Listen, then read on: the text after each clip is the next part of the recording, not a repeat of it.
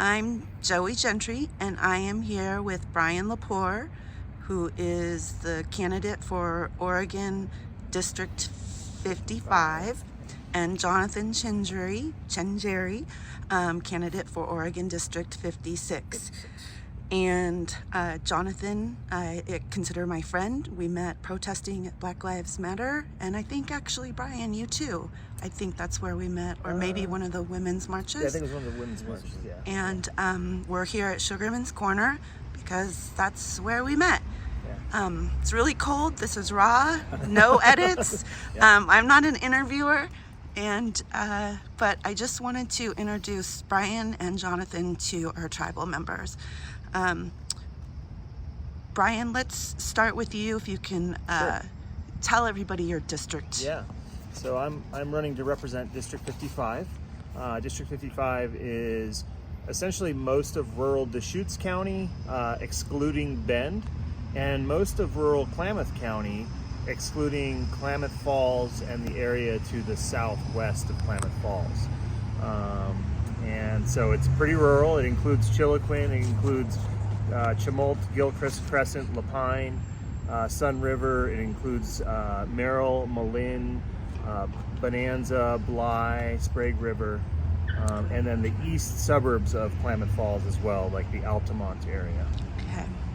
And do you want me to explain? Yes, Jonathan. For 56, we have most of Klamath Falls up by the Oregon Institute of Technology. We go, we kind of split down by Albertsons and South 6th Street. That's kind of where a local dividing line is.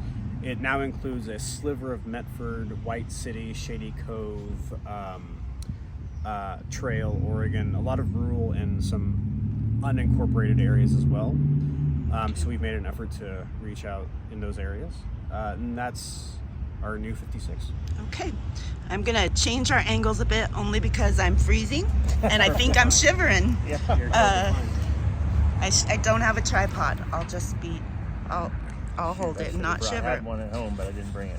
Sorry. Okay, so this first question, I'm going to say Klamath because this is what it pertains to. But Sure. Basically, Klamath, or your district, has a history of political representation for the elite and by the elite.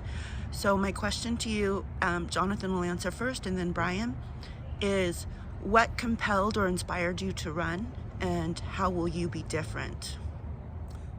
Our campaign, you mentioned that we met doing some protesting and organizing. I work with our local DSA, and our campaign was really about organizing, and we really want to think about 10 years down the road.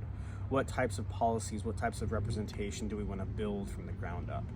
And so our campaign, what inspired me to run, was to use this opportunity to build a network of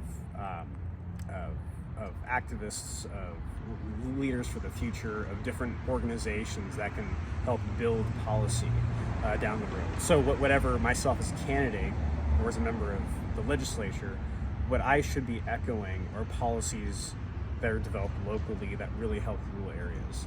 So to highlight the voices of rural need in the region. The other element of your question dealt with control by the elite. And well, before I get to that, do you want to answer your why first and then we can get to it? I don't Sure. want to spend too long talking.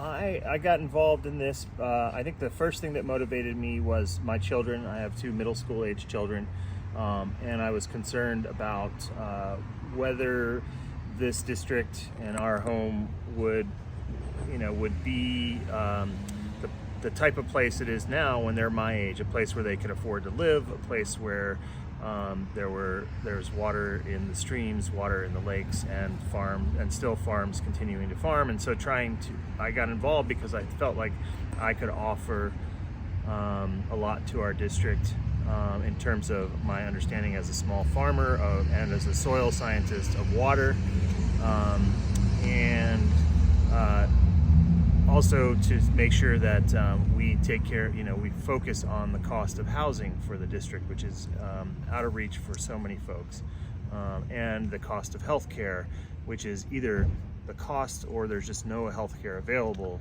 are out of reach for so many folks. So those are the things I'm trying to focus on, and I wanted to, and why I decided to run.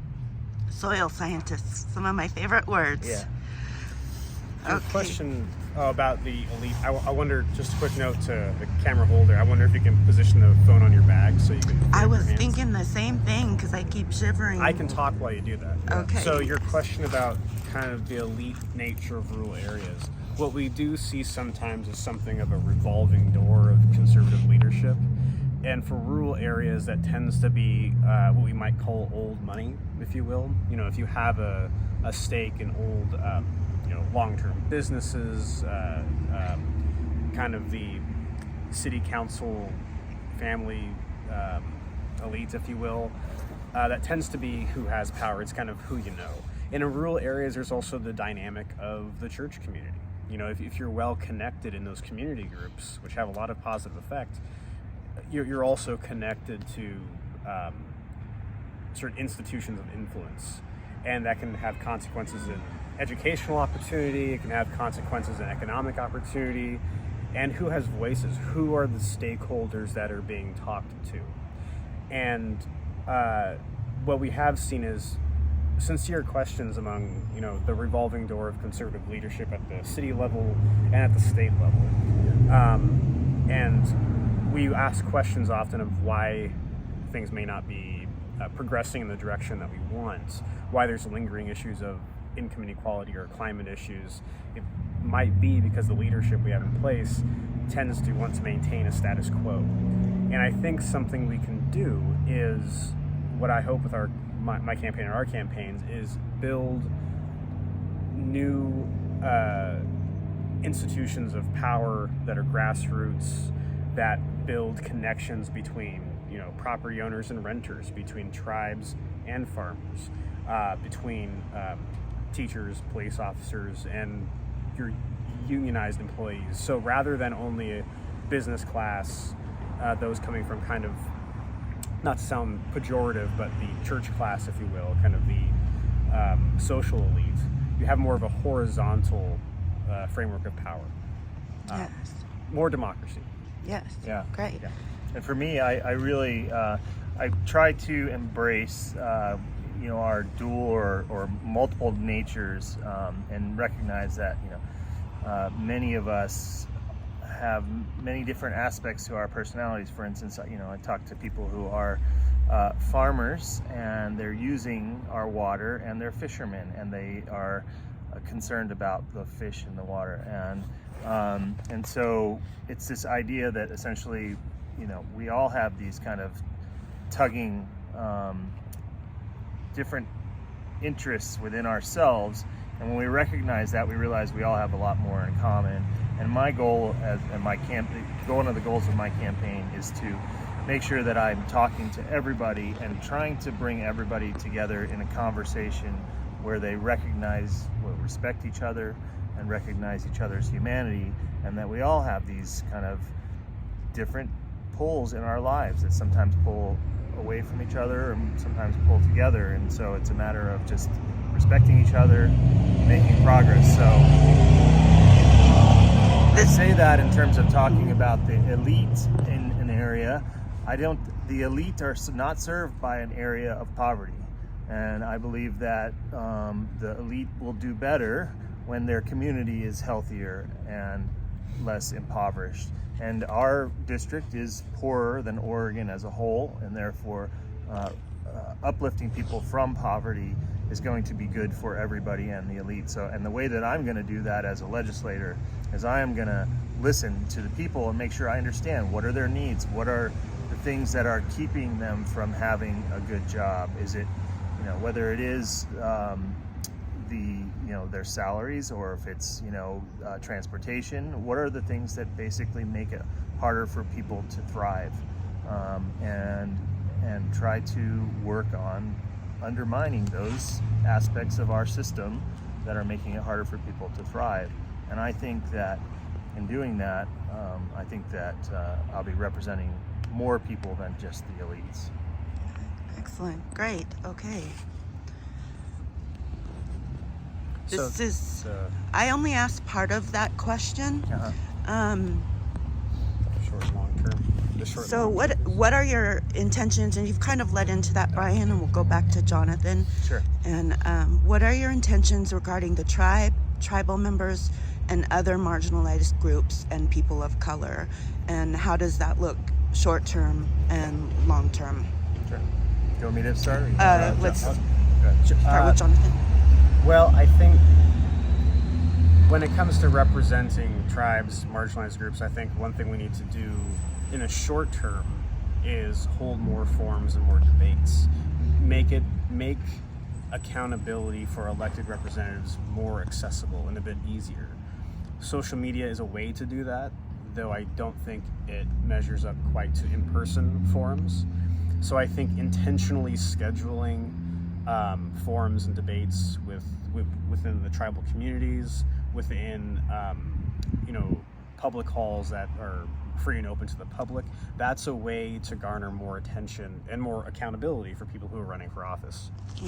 I think we also culturally, we have to have representation that can, through a lens of compassion, really accept the fact that there are problems with racism in our region. We have to look at, just recently there were testimonies at our city council where tribal members were harassed at a, I forget the name, it was... The Modoc Ancestral Run. The Modoc Ancestral Run. There was harassment taking place. And if it was simply a few bad apples that happened once, then it wouldn't need to be a thing that's consistently reported. And I think that's less, it's not a defect of the people as a whole. I think it comes from a sense of isolation and a kind of lack of cultural awareness or cultural sensitivity, if you want to use the more common phrase.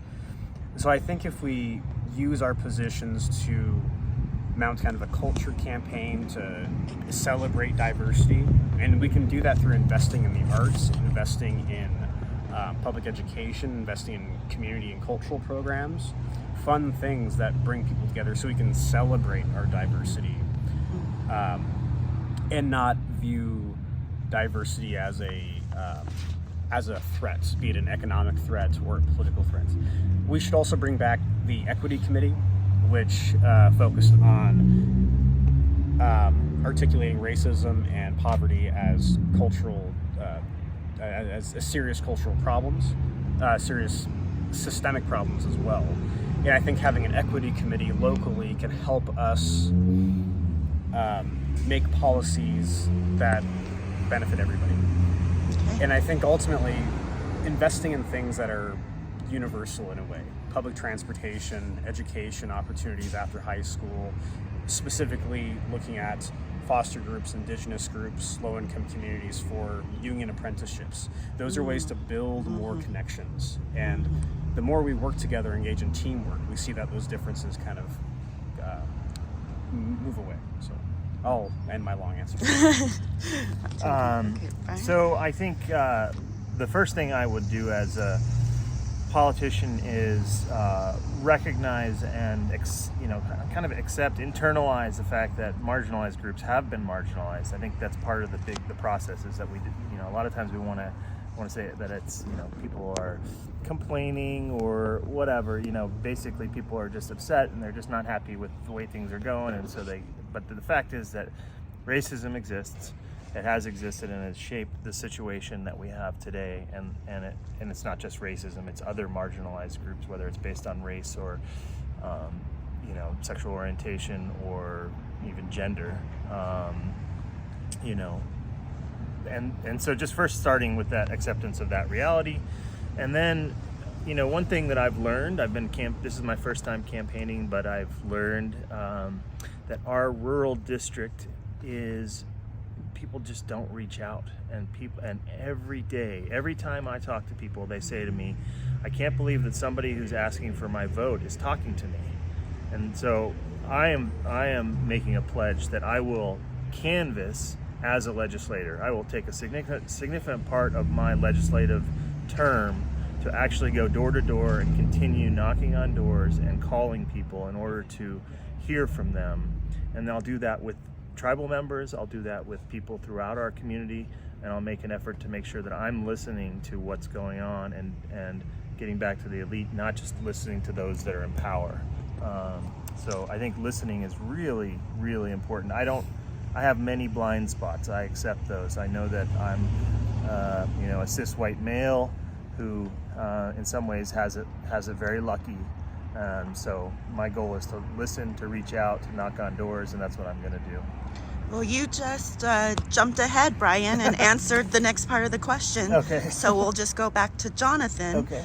And Jonathan, Brian's already, he's going to keep working.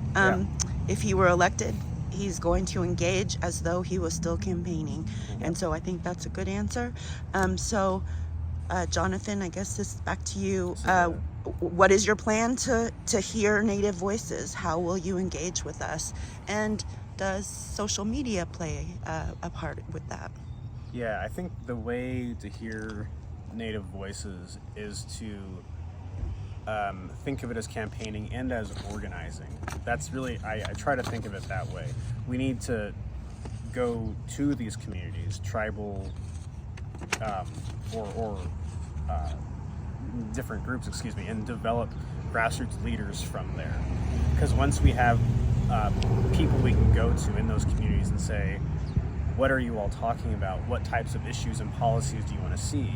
Once you build that network, once you start to network with all these communities that might have been marginalized, that maybe don't have the educational or economic access that you tend to see with political people, so to speak, once you start building networks there, that's how you build institutional power. That's how you can get individuals that are influential in those local communities to say, hey, here's our House representation, here's our Senate representation, let's bring our policies to them. So I want to help build those networks within the communities. I would use my office to do that. And I would also, again, going back, we need to have consistent and intentional meetings with all these groups. Regular forums, debates. I would hopefully be invited to speak to the tribal governments, tribal councils, and from that, they can question me, I can get feedback from them. The more and more avenues and networks that we open, I'm using that word organizing in networks, because it can't only be the legislature. It has to be who they're representing need to be well connected to. Okay. So social media can play a role in building some bridges for those who may not be able to make a forum. It'd be great to be able to take questions via Instagram or Facebook or what have you. Though the more person-to-person connection we can make, I think is best. Yeah. Well, personally, and I'm interviewing you, not the other way around, but I can't think of the last time Retschke had a forum other than like anti-mask or some other, such protest. And I know I was personally blocked by Jonathan's opposition, Emily McIntyre. So just the fact that you two are having this conversation, you want to take the time out, and though I'm just one tribal member, my intention is to share this with our other tribal members in our Facebook groups. Just the very fact that you want to have a conversation with us says it all. I don't think Retschke wants to have a conversation with me, and Emily made it clear that she doesn't. Yeah. So no, my opponent doesn't want to have a conversation with anyone Not even you. that might undermine, his position, and so, and his position. By that I mean his positions that he's taken or whatever, because he's just not open, and so he won't have a debate with me. He won't talk to anybody who. He just doesn't return the calls. Okay. So if we call you or email you, we'll eventually get a response, right? We will. Okay. Very quickly. Yeah. Okay. Yeah. So just to keep everyone's attention, I think I might cut a few of our questions short, and because this camera woman is shivering. So let me see here. That's the real work going on there. What does tribal sovereignty and treaty rights mean to you in regards to the Klamath Basin water crisis? Jonathan. Oh, do you want to? Okay. Well, tribal sovereignty, we have to understand that treaties are government-to-government relationship. Treaties are agreements not based on local decision-making. It's not like a law you pass. These are treaties with the federal government. They're independent, autonomous nations. And so they ought to, and they have to be respected as such. Mm-hmm. When it comes to those rights and the activists involved, often it has to do with ecological sustainability. Fish, hunting, wildlife in that way, this is fundamental to identity and cultural and economic practices for tribes. And so in respecting that, we also can build on conversations about ecological sustainability, which is often the concern when it comes to the water crisis. The idea that, unfortunately, the kind of pandering to farmers that there is an unending amount of water that's simply being held up by either the federal government or being unfairly managed by tribes, that doesn't take into account the realities of climate change and drought, which is only getting worse, unfortunately. We've been fortunate with a milder fire season, though in prepping for what has been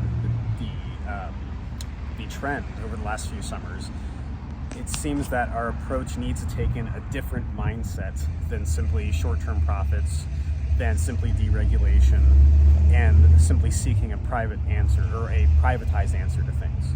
And so what we need to do, I think, building on some of the work that's being done in California, where you actually have, indigenous representation and building on indigenous knowledge about relating to water, relating to the ecosystem, and building policy from that. That's a huge asset that I don't think we're taking full advantage of. That not only supports treaty rights in the tribes, but supports the whole community, which is what, based on my conversations with tribal activists and tribal representatives, that's what they want. They want the whole system to be better off for the long term. Mm-hmm. So I'm hoping regarding the basin water crisis, which is a whole talk unto itself, I hope we can have the mindset of long-term development sustainability rather than short-term profits. Thank you. Yeah. Perfect. That's a good answer. Brian's a soil scientist. And Brian's a soil scientist. Yeah. Well, Thank I think, just to get on, tribal sovereignty means that, you are sovereign, you have a sovereign government, independent of the United States of America.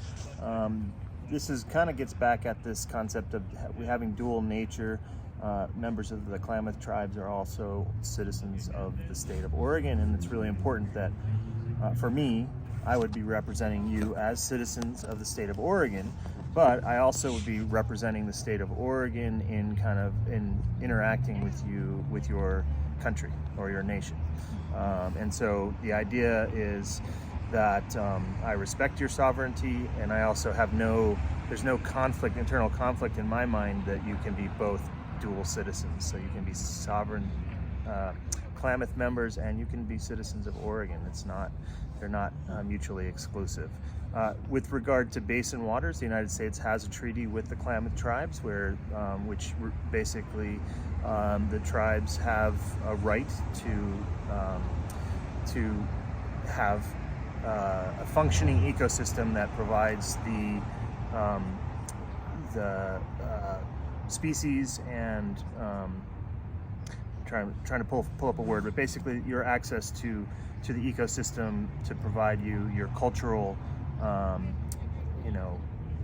what's the word I'm looking for? Subsistence type of food sources. Okay. Yeah, sources of food, and those are currently threatened. What I will say is that as a state. So even as a state legislator, I can't make decisions for the federal government. I don't think the federal government necessarily has managed the relationship the best, and I don't have a clear answer on exactly what it is. I think what I want to get to is a point where the tribes, Oregon, and the federal government are talking together to come up with a long-term solution for sustaining the basin and for sustaining ecosystem function. I believe that we can do that. I think There are going to be short water years, but we have to have a plan for what we do in short water years so that the ecosystem is still functioning, that there's not degradation. We have to reverse the degradation that's happened over the last 100 years. But we can do that in the context of still having production and productivity. And it's about balancing those demands in a way where we still have the function. Not everybody's going to get everything they want all the time, but everybody can get most of what we're all looking for, which is a healthy ecosystem, fish in our streams, fish in our lakes, and abundant production of food. And that's how I would. So Thank you. with respecting the tribal sovereignty, I would be carrying on that discussion as a representative of you in the state legislature. Thank you. And again, this is totally live, raw, at Sugarman's Corner. So apologies for the traffic. And let's see, we're at 25 minutes and 56 seconds. So let me, I'm going to sort of edit some of these questions, what I think my friends and tribal members would want to hear. Why would a tribal member, why would an indigenous person vote for you instead of Retschke or Emily McIntyre? And why would we vote for you? Jonathan first. Well, our policies, so the framework of our campaign is a New Deal for rural Oregon. And what that seeks to say is that the standard approach, the supply side approach to rural development, we need to have a different mindset. The way Portland or Eugene might be able to develop economically is a different conversation than our context. And so what we need the state and the public sector to come in and do is invest in sustainable growth. We need to invest in opportunities for those graduating high school to have access to a free community college education, which can stimulate the trades in rural areas. We need to make sure that healthcare is available for everyone. We can start by voting on Measure 111, which ensures affordable access to everyone in Oregon. And that can benefit those who might be left out to other, with regards to other issues in rural areas like geographic access.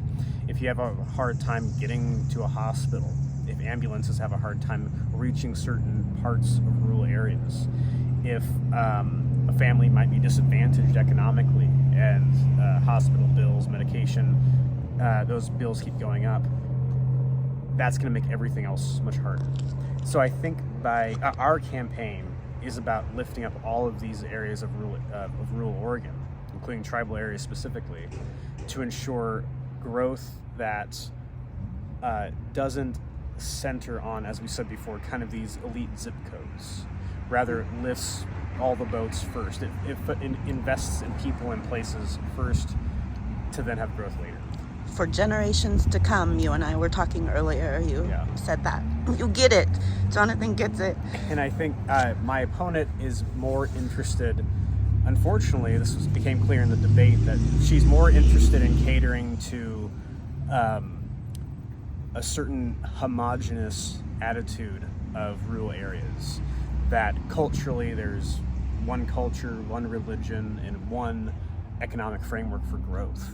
And it might sound like I'm overstating it, but that's the words being used. It's catering to a very elite group with the kind of smoke and mirrors that tax cuts, that removing government intervention, that's speaking only to short-term gain is actually going to benefit tribes. It's actually going to benefit the working class.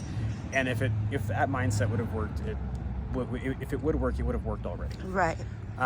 So my opponent, her interests cater to a very specific group, and that specific group, it's not going to have the sustainable future that I think most Republicans and Democrats and independents really want.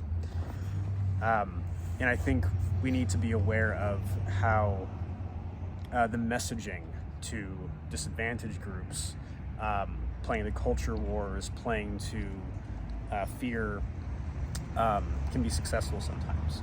We need to think about what type of future and policies do we want. And I think our campaign and Brian's campaign is a step in that direction. You need leadership to get things done rather than just complain.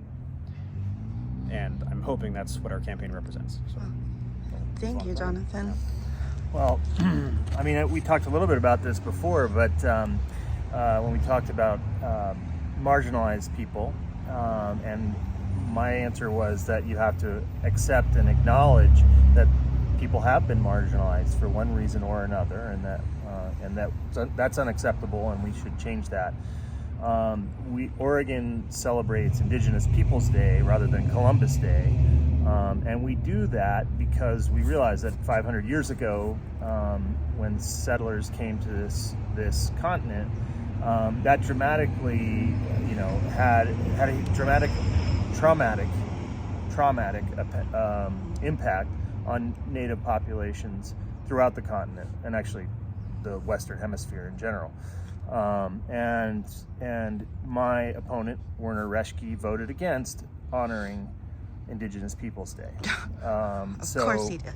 Yeah, so he's basically, I don't know. He didn't say, I could not find a public statement as to why he did that. I'm assuming that he doesn't believe that we should acknowledge the trauma that came with settlement.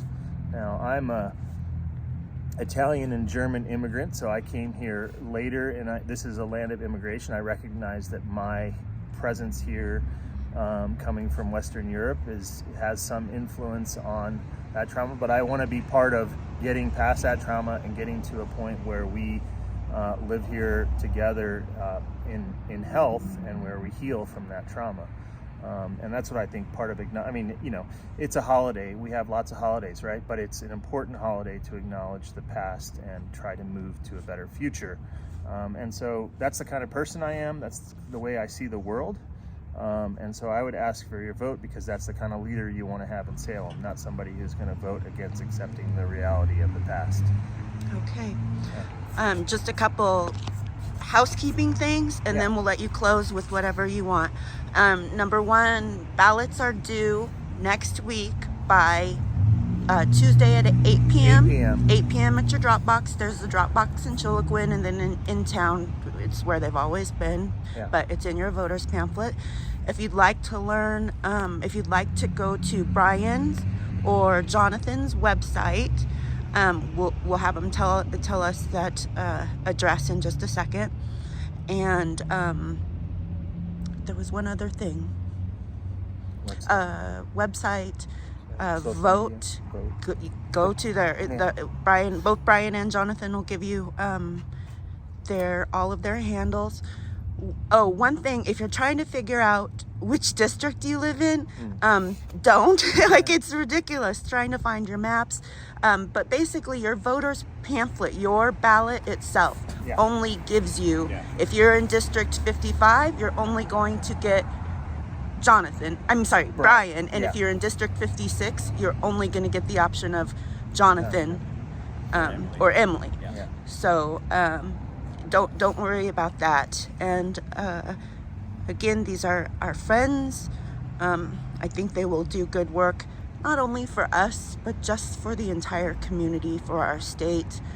And I just thank you both for taking the time to want to do this, as raw and as it is. I'll be sure to share. And if tribal members have any questions, can they email you? Or? Okay. And so we'll let you share your socials and your website. And then the very last thing is just anything else you want to, final thoughts. You want to go first? I've been going first. Okay, yeah. So thank you, Joey. It's an honor to be interviewed by you and to be speaking to tribal members. Like I mentioned before, I don't have all the answers, and I don't know all the history of tribal concerns and tribal experience, and so I'm here to listen and here to learn. And when I ask for your vote, it's because I'm going to take that attitude to Salem with you, to try to understand what's going on and try to help build our community, help grow our community in a healthy way for everybody. So if that's the kind of leadership you're looking for, I would appreciate your vote. My name is Brian Lepore, Lepore. You can get me at leporefororegon.com, and for is spelled out FOR. And if you want to email me directly, it's just Brian at leporefororegon.com, and I'll get back to you right away if you have some question in terms of making your decision. Thanks for the time. Thank you. Yeah. Okay, Jonathan. I'm Jonathan Chenjeri. I hope that, speaking to the tribal communities, that after you vote, please do vote. Voting is fundamental to democracy, and it's the function of making representation work. But I would encourage everyone to think about the day after we vote. And that's what I hope our campaign and our leadership will be about, is building those connections for the other 364 days of the year, so that when the voting does come back around again, not only do you have candidates, but you have a network of power and influence and cultural access that not only can elect candidates, but can push legislation forward that benefits the tribes and everybody. I would also say that it matters to have representation that acknowledges that what leaders say matters, that what people in positions of political influence have to say, the way they speak about communities, the way they are culturally affirming, tolerant, and embracing of difference, that makes a difference. It impacts the way people think, and it impacts our political consciousness. We need to have leadership, I hope, like myself and Brian, that want to come from a place of love and compassion, sustainability, inclusive development, really thinking about the future for everybody, and the next generation, the generation after that. So I'm hoping that we can all work together to have Salem work for us and build a bright future. Our website is jpcford56.com. Our social media handles are also jpcford56, or that same name at gmail.com. If you want to email us directly, we'll get back to you as soon as we can. I look forward to seeing you on when we're both in office, and we look forward to the next forum with the tribal communities. Thank you. Thank you guys so much. Thank you.